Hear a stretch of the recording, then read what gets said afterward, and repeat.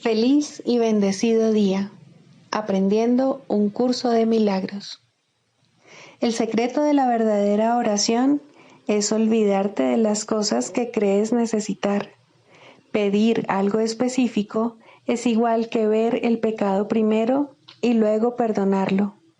Del mismo modo, al orar pasas por alto tus necesidades específicas, tal como las ves, y las dejas en manos de Dios.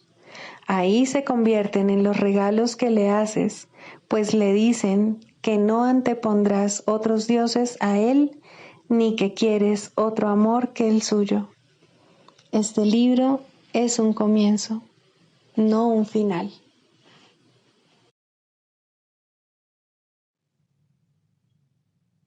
Del prefacio que postula, párrafo 11. La visión de Cristo es el don del Espíritu Santo, la alternativa que Dios nos ha dado contra la ilusión de la separación y la creencia en la realidad del pecado, la culpabilidad y la muerte. Es la única corrección para todos los errores de percepción, la reconciliación de los aparentes opuestos en los que se basa este mundo. Su benévola luz muestra todas las cosas desde otro punto de vista, reflejando el sistema de pensamiento que resulta del conocimiento y haciendo que el retorno a Dios no solo sea posible, sino inevitable. Lo que antes se consideraba una injusticia que alguien cometió contra otro, se convierte ahora en una petición de ayuda y de unión. El pecado, la enfermedad y el ataque se consideran ahora percepciones falsas que claman por el remedio que procede de la ternura y el amor. Las defensas se abandonan porque donde no hay ataque no hay necesidad de ellas. Las necesidades de nuestros hermanos se vuelven las nuestras porque son nuestros compañeros en la jornada de regreso a Dios. Sin nosotros, ellos perderían el rumbo. Sin ellos, nosotros jamás podríamos encontrar el nuestro.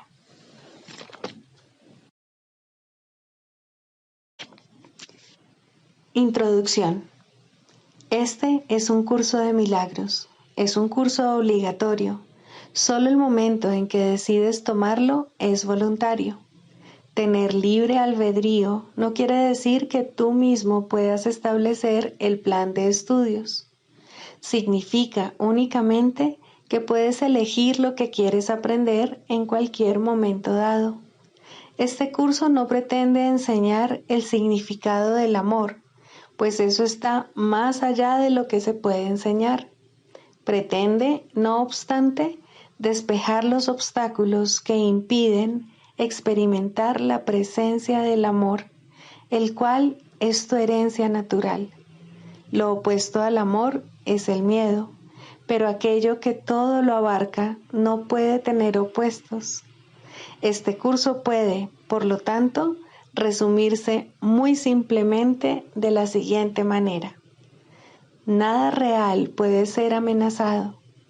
Nada irreal existe. En esto radica la paz de Dios.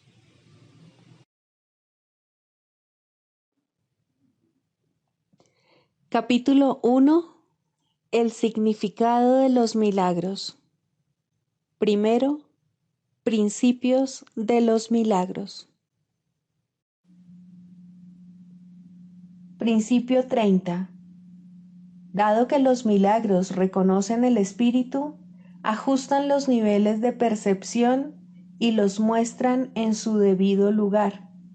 Esto sitúa al espíritu en el centro, desde donde puede comunicarse directamente.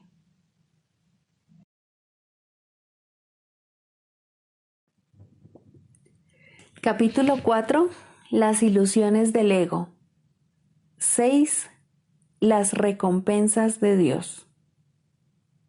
El ego no reconoce el verdadero origen de la amenaza, y si tú te identificas con el ego, no entenderás la situación tal como es. Lo único que le confiere al ego poder sobre ti es la lealtad que le guardas. Me he referido al ego como si fuera una entidad separada que actúa por su cuenta. Esto ha sido necesario para persuadirte de que no puedes descartarlo a la ligera y de que tienes que darte cuenta de cuán extensa es la parte de tu pensamiento que él controla. Sin embargo, no nos podemos detener ahí, pues, de lo contrario, no podrías sino pensar que mientras estés aquí, o mientras creas estar aquí, estarás en conflicto. El ego no es más que una parte de lo que crees acerca de ti. Tu otra vida ha continuado sin ninguna interrupción y ha sido y será siempre completamente inmune a tus intentos de disociarte de ella. En el proceso de aprender a escapar de las ilusiones, es imprescindible que nunca te olvides de la deuda que tienes con tu hermano. Es la misma deuda que tienes conmigo. Cuando actúas egoístamente con otro, repudias la gracia que esta deuda te ofrece y la percepción santa que produciría. La palabra santa puede usarse aquí porque a medida que aprendes cuán endeudado estás con toda la filiación, la cual me incluye a mí, te aproximas tanto al conocimiento como la percepción lo permite. La brecha que entonces queda es tan diminuta que el conocimiento puede salvarla y eliminarla para siempre. Todavía tienes muy poca confianza en mí, pero esta aumentará a medida que recurras más y más a mí, en vez de a tu ego, en busca de consejo. Los resultados te irán convenciendo cada vez más de que esta es la única elección cuerda que puedes hacer. Nadie que aprenda por experiencia propia que cierta elección le brinda paz y alegría, mientras que otra le precipita al caos y al desastre, tiene más necesidad de persuasión. Es más eficaz aprender a base de recompensas que a base de dolor, porque el dolor es una ilusión del ego y no puede producir más que un efecto temporal. Las recompensas de Dios, en cambio, se reconocen inmediatamente como eternas. Puesto que este reconocimiento lo haces tú y no el ego, el reconocimiento mismo establece que tú y el ego no podéis ser lo mismo. Tal vez creas que ya has aceptado esto, pero aún no estás convencido de ello en absoluto. Prueba de ello es el hecho de que crees que debes escaparte del ego. Sin embargo, no puedes escaparte de él humillándolo, controlándolo o castigándolo. El ego y el espíritu no se conocen. Solo mediante la disociación puede la mente separada mantener vigente la separación. Una vez que ha hecho esto, niega todos los impulsos verdaderamente naturales, no porque el ego sea una cosa separada, sino porque quieres creer que tú lo eres. El ego es un mecanismo para seguir albergando esta creencia, pero sigue siendo únicamente tu decisión de usar tal mecanismo lo que lo perpetúa. ¿Cómo puedes enseñarle a alguien el valor de algo que él mismo ha desechado deliberadamente? Tiene que haberlo desechado porque no le atribuyó ningún valor. Lo único que puedes hacer es mostrarle cuánta infelicidad le causa su ausencia e írselo acercando lentamente para que pueda ver cómo mengua su infortunio según él se aproxima a ello. Esto le enseña a asociar su infelicidad con la ausencia de lo que desechó y lo opuesto a la infelicidad con su presencia. Comenzará a desearlo gradualmente a medida que cambie de parecer con respecto a su valor. Te estoy enseñando a que asocies la infelicidad con el ego y la felicidad con el espíritu. Tú te has enseñado a ti mismo lo contrario.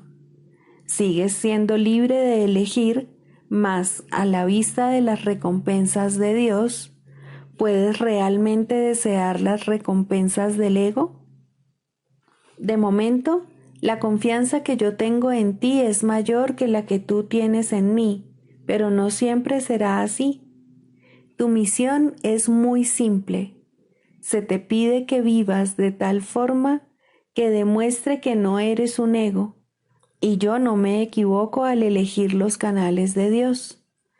El Santísimo comparte mi confianza y acepta mis decisiones con respecto a la expiación, porque mi voluntad nunca está en desacuerdo con la suya. Dije anteriormente que yo estoy a cargo de la expiación. Esto es así debido únicamente a que completé mi papel en ella como hombre y ahora puedo completarla a través de otros. Los canales que he elegido no pueden fallar porque les prestaré mi fortaleza mientras la suya sea insuficiente. Iré contigo al Santísimo y mediante mi percepción, Él podrá salvar la diminuta brecha. Tu gratitud hacia tu hermano es la única ofrenda que quiero. Yo se la llevaré a Dios por ti, sabiendo que conocer a tu hermano es conocer a Dios. Si le estás agradecido a tu hermano, le estarás agradecido a Dios por lo que Él creó. Mediante tu gratitud podrás llegar a conocer a tu hermano, y un momento de verdadero reconocimiento convierte a todo el mundo en tu hermano, porque cada uno de ellos es hijo de tu Padre. El amor no conquista todas las cosas, pero sí las pone en su debido lugar. Puesto que tú eres el reino de Dios, te puedo conducir de vuelta a tus propias creaciones. Ahora no las reconoces, pero aquello de lo cual te has disociado aún se encuentra ahí. A medida que te acercas a un hermano, te acercas a mí, y a medida que te alejas de él, la distancia entre tú y yo aumenta. La salvación es una empresa de colaboración. No la pueden emprender con éxito aquellos que se desvinculan de la filiación, porque al hacer eso se desvinculan de mí. Dios acudirá a ti solo en la medida en que se lo ofrezcas a tus hermanos. Aprende primero de ellos y estarás listo para oír a Dios. Eso se debe a que el amor solo tiene una función.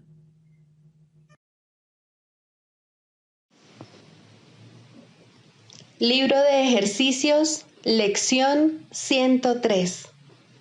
Dios, al ser amor, es también felicidad. La felicidad es un atributo del amor. No se puede separar de él ni experimentarse donde éste no está. El amor no tiene límites al estar en todas partes. La dicha, por consiguiente, está asimismo en todas partes, mas la mente puede negar que esto es así al creer que hay brechas en el amor por donde el pecado puede infiltrarse y acarrear dolor en lugar de dicha. Esta absurda creencia pretende limitar la felicidad al definir al amor como algo limitado e introducir desacuerdo en lo que no tiene límites ni opuestos. De este modo, se asocia el miedo con el amor, y sus resultados se convierten en el patrimonio de aquellas mentes que piensan que lo que han hecho es real. Estas imágenes, desprovistas de toda realidad, dan testimonio del temor a Dios, olvidándose de que, al ser Dios amor, tiene que ser también dicha. Hoy trataremos nuevamente de llevar este error básico ante la verdad y de enseñarnos a nosotros mismos que Dios, al ser amor, es también felicidad. Tener miedo de Él es tener miedo de la dicha. Comienza tus sesiones de práctica de hoy con esta asociación que corrige la falsa creencia de que Dios es miedo. Subraya asimismo que la felicidad es tu patrimonio por razón de lo que es Él. Permite hoy que esta corrección sea colocada en tu mente en cada hora de vigilia. Da la bienvenida, entonces, a toda la felicidad que dicha corrección brinda a medida que la verdad reemplaza al miedo y la dicha se convierte en lo que esperas ha de ocupar el lugar del dolor.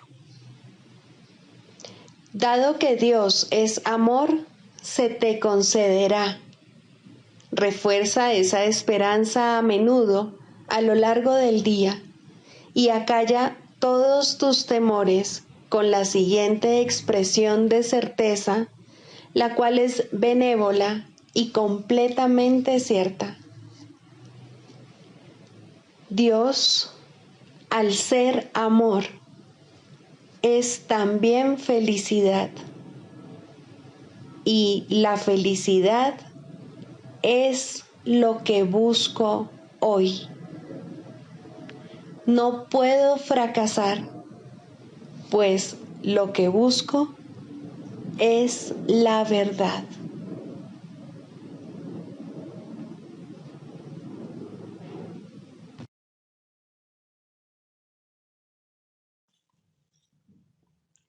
Del Manual para el Maestro, pregunta 4. ¿Cuáles son las características de los maestros de Dios? 3. Tolerancia. Los maestros de Dios no juzgan. Juzgar es ser deshonesto, pues es asumir un papel que no te corresponde. Es imposible juzgar sin engañarse uno a sí mismo. Juzgar implica que te has engañado con respecto a tus hermanos. ¿Cómo entonces no te ibas a haber engañado con respecto a ti mismo? Juzgar implica falta de confianza, y la confianza sigue siendo la piedra angular de todo el sistema del pensamiento del Maestro de Dios. Si la pierde, todo su aprendizaje se malogra.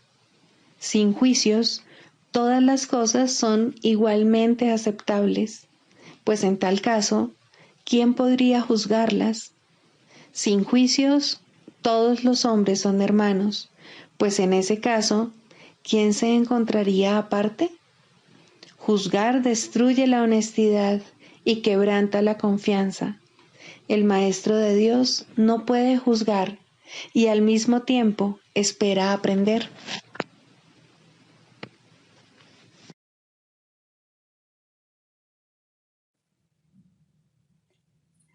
Manual para el Maestro. 13. ¿Cuál es el verdadero significado del sacrificio?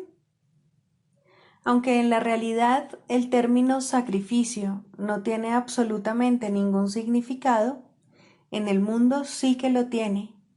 Al igual que todas las cosas del mundo, su significado es temporal, y una vez que deje de haber necesidad de él, se disolverá finalmente en la nada de donde provino. De momento, su verdadero significado es una lección que tienes que aprender. Al igual que todas las demás lecciones, es una ilusión, puesto que en realidad no hay nada que aprender. Esta ilusión, no obstante, debe ser reemplazada por un mecanismo correctivo, otra ilusión que reemplace a la primera para que ambas puedan finalmente desaparecer. La primera ilusión que debe ser desplazada antes de que otro sistema de pensamiento pueda arraigarse es que abandonar las cosas de este mundo supone un sacrificio. ¿Qué podría ser esto sino una ilusión dado que el mundo en sí no es más que una ilusión? Se tiene que haber aprendido mucho, tanto para darse cuenta de que el mundo no tiene nada que ofrecer, como para aceptar este hecho. ¿Qué puede significar el sacrificio de lo que no es nada? No puede significar que como resultado de ello tengas menos. De acuerdo con el pensar del mundo, no hay sacrificio que no incluya al cuerpo. Piensa por un momento en aquello a lo que el mundo llama sacrificio. El poder, la fama, el dinero, los placeres físicos. ¿Quién es el héroe que posee todas estas cosas? ¿Qué significado podrían tener excepto para un cuerpo? Mas un cuerpo no puede evaluar. Al ir en pos de tales cosas, la mente se identifica con el cuerpo, negando su identidad y perdiendo de vista lo que realmente es. Una vez que se ha producido esta confusión, a la mente le resulta imposible entender que todos los placeres del mundo no son nada, pero el sacrificio que estos conllevan, eso sí que es un sacrificio, pues ahora la mente se ha condenado a sí misma a buscar sin la posibilidad de hallar nada, a estar insatisfecha y descontenta para siempre y a no saber lo que realmente quiere hallar. ¿Quién podría escapar de esta autocondenación? Solo a través de la palabra de Dios es posible escapar, pues la autocondenación es una decisión acerca de nuestra identidad y nadie duda de lo que cree ser. Podrá dudar de todo, pero nunca de eso. Los maestros de Dios no sienten ningún pesar al renunciar a los placeres del mundo. ¿Cómo podría ser un sacrificio renunciar al dolor? ¿Lamentan acaso los adultos abandonar los juguetes que tenían de niños? ¿Y el que ha vislumbrado la faz de Cristo podría sentir nostalgia por lo que ocurre en un matadero? Nadie que se haya escapado del mundo y de todos sus males lo contempla con condenación. No obstante, no puede sino alegrarse de estar libre del sacrificio que todas las cosas que el mundo valora le habrían exigido. Por ellas sacrificaba su paz, por ellas sacrificaba su libertad, y, para poseerlas, hubiera tenido que sacrificar su esperanza de alcanzar el cielo y el recuerdo del amor de su Padre. ¿Quién, en su sano juicio, escogería lo que no es nada como sustituto de lo que lo es todo? ¿Qué es realmente el sacrificio? Es el precio que se paga por creer en las ilusiones. Es el precio que hay que pagar por negar la verdad. No hay placer en el mundo que no exija esto, pues, de otra manera, se vería que el placer es dolor, y nadie pediría dolor si reconociese que eso es lo que está pidiendo. La idea de sacrificio es la que lo ciega, no se da cuenta de lo que está pidiendo y, por lo tanto, lo busca de mil maneras y en mil lugares distintos, creyendo en cada ocasión que está allí, pero siempre acaba desilusionado. Busca, pero no halles, sigue siendo el decreto implacable de este mundo, y nadie que persiga los objetivos del mundo puede eludirlo. Tal vez pienses que este curso requiere que sacrifiques todo aquello que tienes en gran estima. En cierto sentido eso es cierto, pues tienes en gran estima cosas que crucifican al Hijo de Dios, y el objetivo de este curso es liberarlo. Pero no te equivoques con respecto a lo que el sacrificio realmente significa. El sacrificio es siempre la renuncia a lo que quieres. ¿Y qué es, oh Maestro de Dios, lo que quieres? Dios te ha llamado y tú has contestado. ¿Sacrificarías ahora esa llamada? Son muy pocos los que la han oído hasta ahora y no pueden sino recurrir a ti. No hay otra esperanza en todo el mundo en la que puedan confiar. No hay otra voz en todo el mundo que sea eco de la de Dios. Si sacrificas la verdad, ellos se quedan en el infierno, y si ellos se quedan en el infierno, tú no podrías sino quedarte allí con ellos. No olvides que el sacrificio es total, no hay sacrificios a medias, no puedes renunciar parcialmente al cielo, no puedes estar en el infierno solo un poco. La palabra de Dios no admite excepciones. Esto es lo que hace que sea santa y que esté más allá del mundo. Es su santidad la que señala hacia Dios. Es su santidad la que te pone a salvo. La niegas cada vez que, por la razón que sea, atacas a un hermano, pues entonces es cuando te separas de Dios. Mas esa separación no es posible. Es una separación que no puede ocurrir. Una separación, no obstante, en la que sin duda creerás que habrás dado lugar a una situación imposible. Y en esa situación, lo imposible parece ocurrir, y parece ocurrir a expensas de la verdad. Maestro de Dios, no te olvides de lo que realmente es el sacrificio, y recuerda lo que cada decisión que tomas significa en función de su costo. Decide en favor de Dios y todo se te dará sin costo alguno. Decide contra Él y escoges lo que no es nada a costa de la conciencia de lo que es todo. ¿Qué quieres enseñar? Recuerda solamente lo que quieres aprender, pues eso es lo único que debe importarte. La expiación es para ti. Tu aprendizaje la reivindica y tu aprendizaje la provee. El mundo no te la ofrece, pero aprende este curso y será tuya. Dios te ofrece su palabra, pues tiene necesidad de maestros. ¿Qué otra manera puede haber de salvar a su Hijo?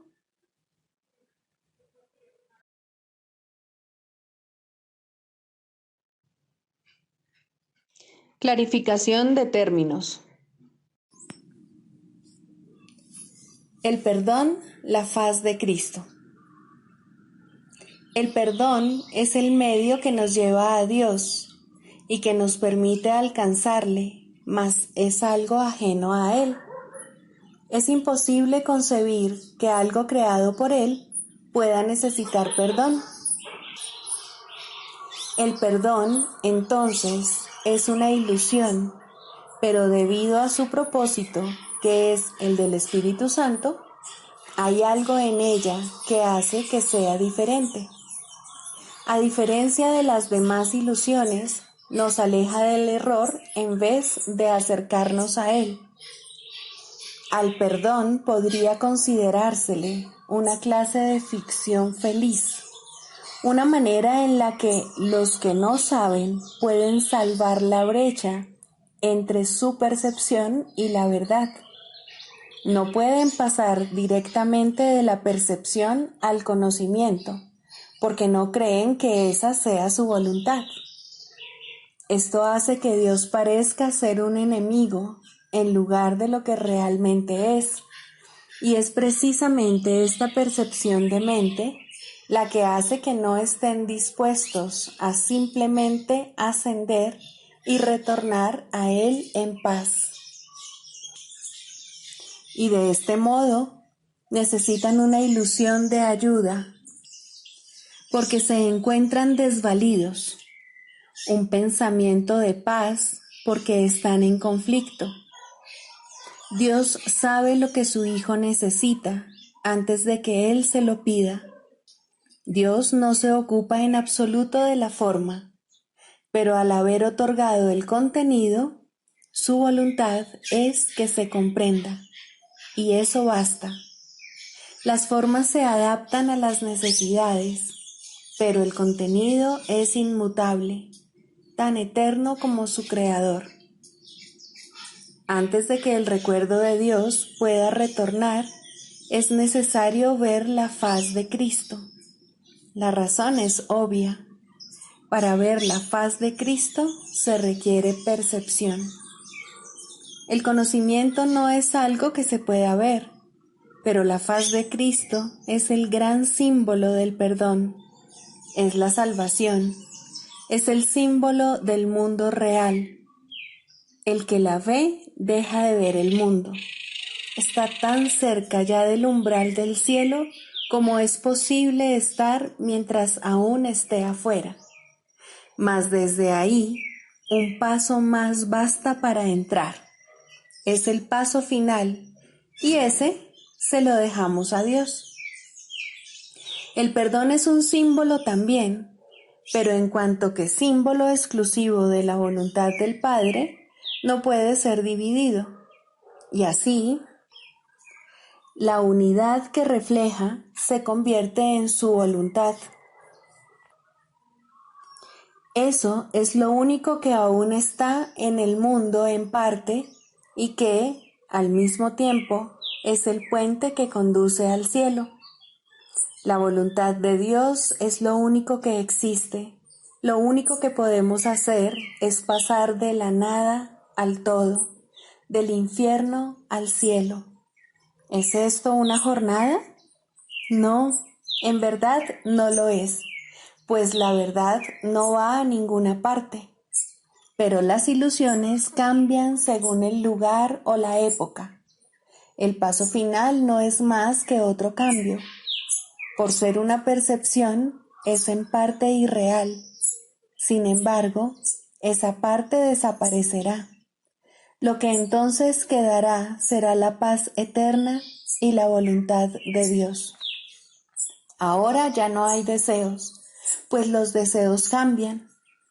Incluso lo que una vez se deseó puede volverse indeseable.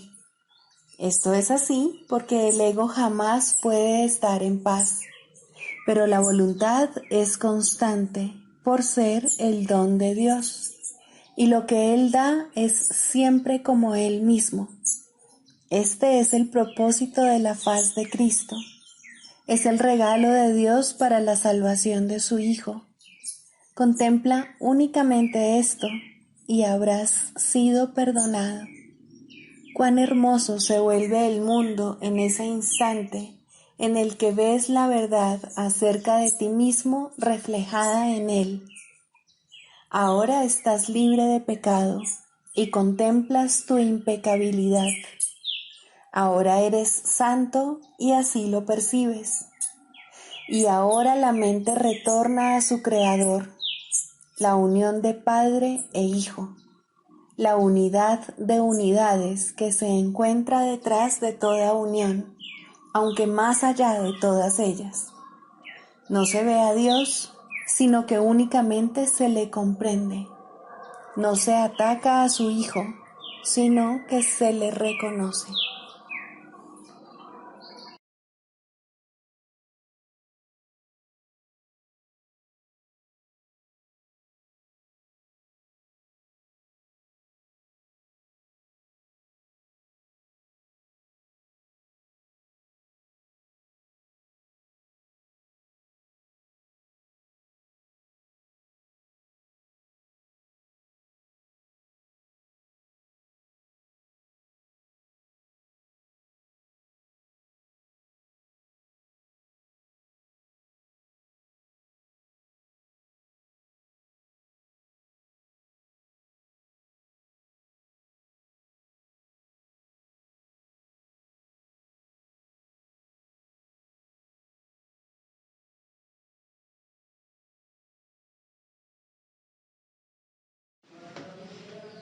La práctica de la psicoterapia. Primero, la selección de pacientes. Todo aquel que se te envía es tu paciente. Esto no significa que seas tú quien lo selecciona o el que decide el tipo de tratamiento adecuado, pero sí significa que nadie viene a ti por error. No hay errores en el plan de Dios. Sería un error, no obstante, presumir que sabes lo que debe ofrecérsele a todo aquel que acuda a ti. No es a ti a quien corresponde tomar esa decisión. Existe una tendencia a creer que continuamente se te está pidiendo que hagas algún sacrificio en beneficio de aquellos que vienen a ti. De ninguna manera podría ser esto cierto. Exigir que te sacrifiques es exigirle un sacrificio a Dios, y Él no sabe nada de sacrificios. ¿Quién podría pedirle a lo perfecto que sea imperfecto? ¿Quién decide entonces lo que cada hermano necesita? Obviamente no tú, que aún no reconoces quién es aquel que pide. Hay algo en él que te lo dirá si escuchas. Y esa es la respuesta: escuchar. No hagas exigencias, no decidas nada, ni hagas ningún sacrificio. Solo escucha. Lo que oyes es cierto. ¿Te enviaría Dios, su Hijo, si no estuvieras seguro de que reconocerías sus necesidades? Piensa en lo que Dios te está diciendo. Él necesita tu voz para que hable por él. ¿Podría haber algo más santo o un mayor regalo para ti? ¿Preferirías decidir quién es Dios o más bien escuchar la voz de aquel que es Dios en ti? Tus pacientes no necesitan estar físicamente presentes para que les sirvas en nombre de Dios. Esto puede ser difícil de recordar, pero Dios no va a dejar que los regalos que te ha dado se limiten a los pocos que en efecto ves. También puedes ver otros, pues la visión no se limita a los ojos del cuerpo. Hay quienes no necesitan tu presencia física, pero te necesitan tanto o incluso más en el instante en que te son enviados. Los reconocerás en la forma que sea más útil para ellos y para ti. No importa cómo lleguen, serán enviados en la manera que resulte más beneficiosa. Un nombre, un pensamiento, una imagen, una idea, o tal vez simplemente una sensación de que te conectas con alguien en alguna parte. La unión está en manos del Espíritu Santo. No puede dejar de darse. Un terapeuta santo, un maestro de Dios avanzado, jamás olvida una cosa. No fue él quien elaboró el programa de estudios de la salvación, ni quien estableció su papel dentro del mismo. Se da cuenta de que su parte es necesaria para el todo y que a través de ella reconocerá el todo cuando la haya cumplido. Entre tanto, debe aprender, y sus pacientes son el medio que se le ha provisto para ello. ¿Qué otra cosa sino gratitud podría sentir por ellos y hacia ellos? Traen a Dios consigo. ¿Rechazaría este regalo por una minucia o le cerraría la puerta al Salvador del mundo para dejar entrar un fantasma? Que no traicione al Hijo de Dios. Aquel que lo llama está más allá de su comprensión. Mas, ¿cómo no se iba a alegrar de poder responder cuando sólo así puede oír la llamada y entender que es la suya propia?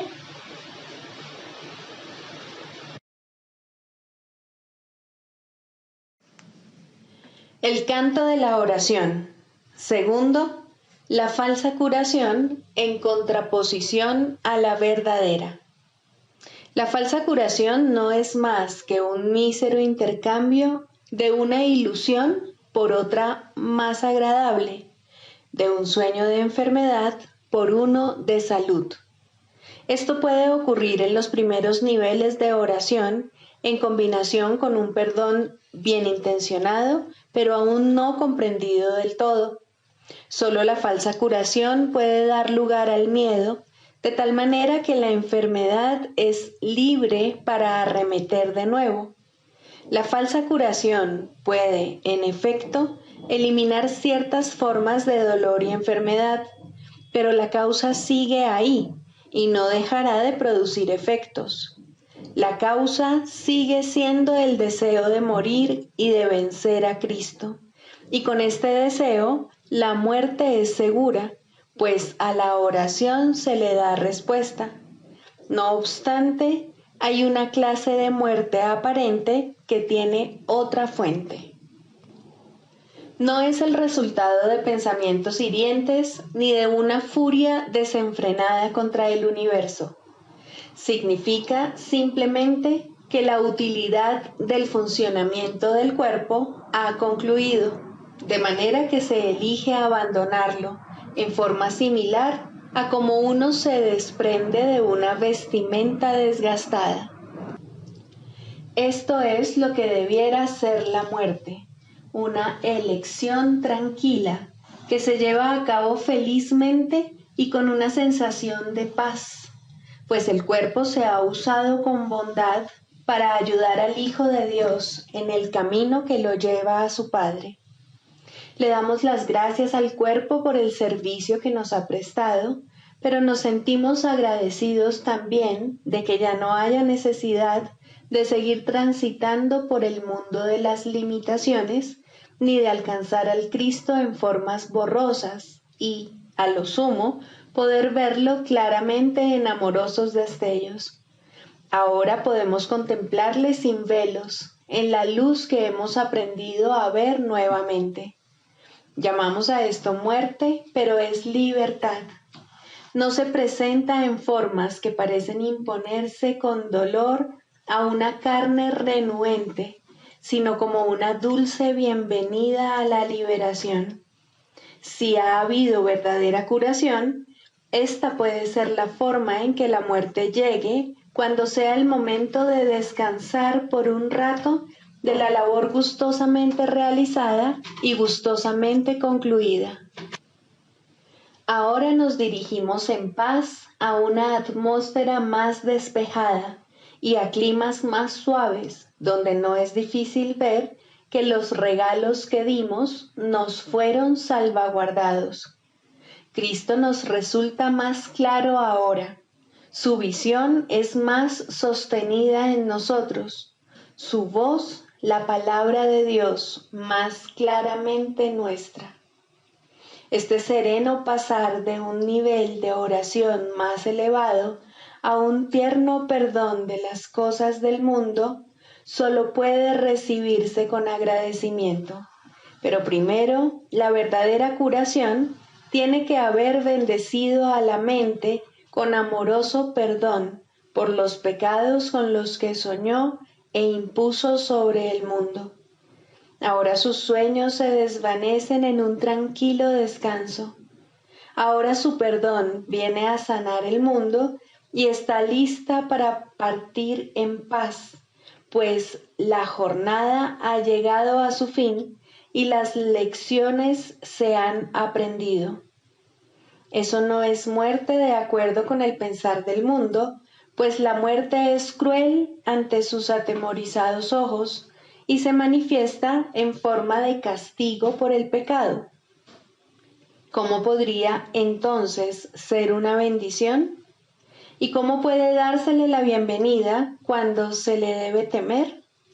¿Qué curación ha tenido lugar en semejante visión de lo que no es, sino la apertura del portal a un nivel de oración más elevado y a la dispensación de una amorosa justicia? La muerte es una recompensa, no un castigo, pero este punto de vista solo puede proceder de una curación que el mundo no puede concebir. No hay tal cosa como una curación parcial. Lo que solo intercambia ilusiones no ha hecho nada. Lo que es falso no puede ser parcialmente cierto. Si has sanado, tu curación es total. El perdón es el único regalo que puedes dar y el único que puedes recibir. La falsa curación se basa en la sanación del cuerpo, pero deja la causa de la enfermedad intacta, lista para arremeter de nuevo hasta que, en aparente victoria, provoca una muerte cruel. Se puede mantener a raya por algún tiempo y puede haber un breve respiro mientras aguarda para descargar su venganza contra el Hijo de Dios. Mas no se puede superar hasta que toda la fe que se había depositado en ella se deje de lado y se ponga en cambio en el sustituto que Dios ha provisto para los sueños malvados, un mundo en el que no hay un velo de pecado que lo mantenga en las tinieblas y desconsolado. Por fin las puertas del cielo se abren de par en par y el Hijo de Dios es libre para entrar al hogar que está listo para darle la bienvenida y que fue preparado antes que el tiempo fuese y que aún continúa esperando por él.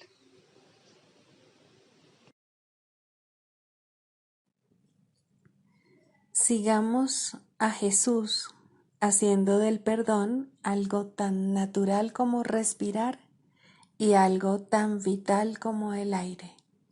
Amén.